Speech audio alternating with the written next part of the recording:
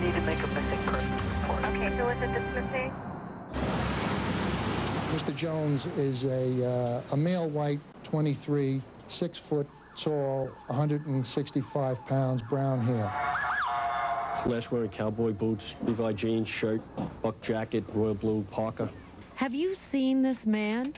Vernon, also known as Cameron Jones, is a young aspiring actor living in New York. At least he was.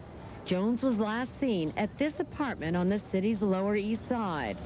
1 minute, he was at a New Year's Day party. The next minute, he was gone. The area itself is not the best, you know, especially for a male white coming out at that hour of the night with a bottle of booze in his hand. New York private eye Ray McLeese.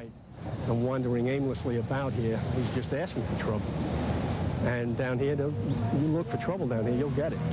According to his friends, Cameron came out of this building around 12:30 a.m. Saturday morning. And then somewhere between the East River, which is about 2 blocks this way, and the subway station, which is 8 blocks that way, Cameron Jones disappeared into thin air. Is it fair to say you were one of the last people to see him alive? If he's dead, yeah, I guess so. Mark Zimmerman is a tennis teacher who partied with Cameron right up to the end. But no one is, as far as you know, has anyone seen him since that night? No. He just put on his coat and walked out? Yep. There were 3 people in the apartment with Cameron that night, Mark and a couple, Margaret Miller and Paul Williams. Mark says he left briefly with Margaret to go across the street. No one saw when Cameron walked out. When you left, how long were you gone? 5 minutes. 5 minutes? And you went across the street? When you came out of the grocery store, did you see him out on the street? No. Where do you think he was heading to? Well, I mean, I can only imagine that he wanted to get home. Wherever he was going, he didn't make it. Instead, he wound up as another face on a flyer at the Missing Persons Bureau of the New York Police Department. We know where he's not. What do you mean? We know he wasn't admitted to a hospital in the metropolitan area. We know that no unidentified bodies, even resembling Mr. Jones, were found. Lieutenant Robert Davis runs the busiest missing persons unit in the country.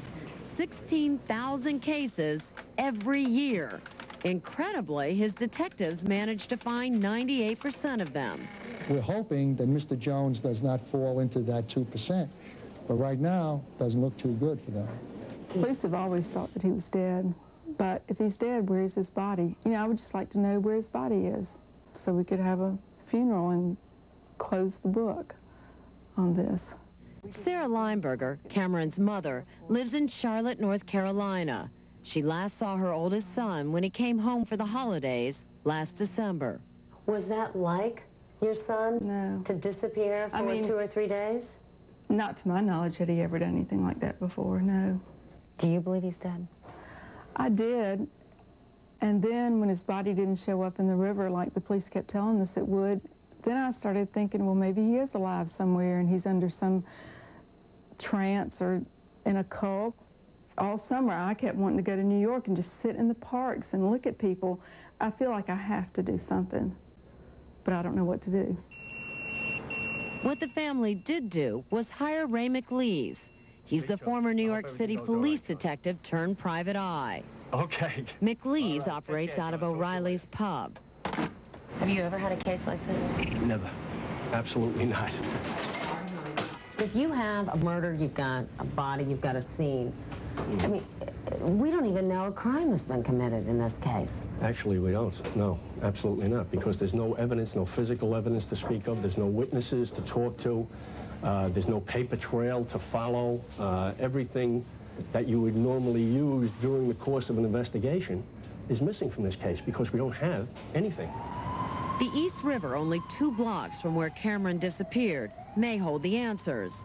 Ray says one theory is Cameron either fell in the water or was pushed. It's been 9 months. If someone fell in here, isn't it likely their body would surface? First of all, the currents here are unbelievable. Second of all, he could be stuck on the rocks below. The debris that floats up and down in here and sinks, it could keep him underwater for who knows how long. It's just like he walked off the face of the earth. We have nothing, absolutely nothing to indicate where he might be. We don't know whether he's alive or dead. The only thing we have are the 3 people who were present in the apartment with Cameron the night that he disappeared. With no clues to lead the investigation forward, the family has begun looking back at the 3 people who say they last saw Cameron. While Mark is still around, the other 2, Margaret Miller and Paul Williams, apparently left town within weeks of Cameron's disappearance. And if Mark knows where they are, he's not telling us or Cameron's family. Do you ever feel that the family's wondering if you know more, that the police are wondering whether you know more?